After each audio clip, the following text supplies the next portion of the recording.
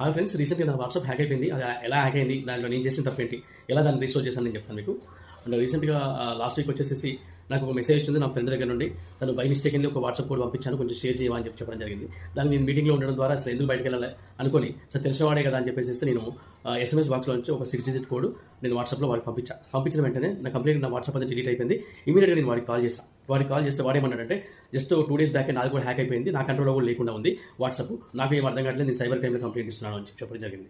So ఇమీడియట్గా నేను కూడా సైబర్ క్రైమ్లో కంప్లైంట్ రైజ్ చేసిన తర్వాత నేను చేసింది ఏంటంటే ఒకటి ఇండియన్ గ్రీవెన్స్ ఆఫీసర్ వాట్సాప్ వాళ్ళకి నేను మెయిల్ చేయడం జరిగింది. దాని తర్వాత యూఎస్ హెడ్ ఆఫీస్కి వాట్సాప్ హెల్ప్ సెంటర్ ఉంటుంది. సో వాళ్ళకి నేను ఎలా డీటెయిల్స్ అన్ని నేను కమ్యూనికేట్ చేశాను, సో తర్వాత ఎలా రిస్టోర్ అయిందని చెప్పేసి నేను వీడియోస్ పెడతాను. ఒకసారి మీరు దాన్ని వాచ్ చేయండి. ఓకే, క్రోమ్లో వాట్సాప్ హెల్ప్ సెంటర్ అని టైప్ చేయండి.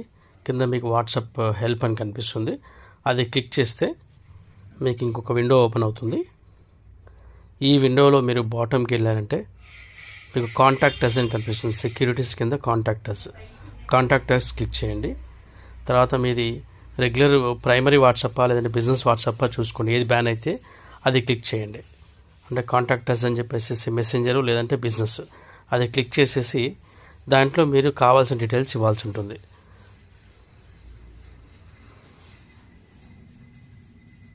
ఇందులో ఫోన్ నెంబరు, తర్వాత మెయిల్ ఐడి, కింద కంప్లీట్ డీటెయిల్స్, మీరు ఎలా జరిగింది ఇన్సిడెంట్ అనేదాన్ని కంప్లీట్గా నరేట్ చేయండి.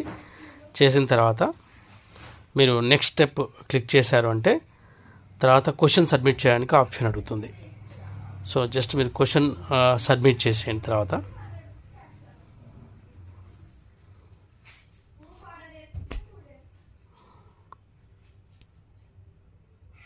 ఇక్కడ సెండ్ క్వశ్చన్ ఉంటుంది, ఆ సెండ్ చేసేయండి. సక్సెస్ఫుల్గా వాళ్ళకి రీచ్ అవుతుంది.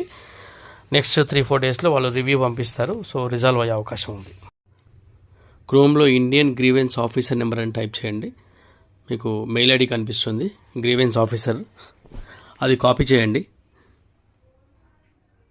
తర్వాత మీరు పర్సనల్ మెయిల్ ఓపెన్ చేసి దానిలో కంపోజర్లో ఈ మెయిల్ 2లో పేస్ట్ చేసేయండి.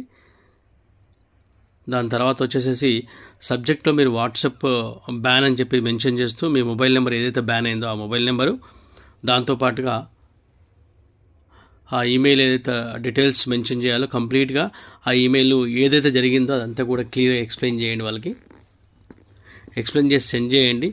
1 or 2 డేస్లో మీకు రిప్లై వస్తుంది. అదర్వైజ్ మీరు ప్యారల్గా ఒక 1 డే వదిలేసేసి మీరు వాట్సాప్లో మళ్ళీ రీఇన్స్టాల్ చేయడానికి ట్రై చేయండి. దాంట్లో మీకు ఎడిట్ అండ్ స్విచ్ ఆప్షన్ వస్తుంది. ఎడిట్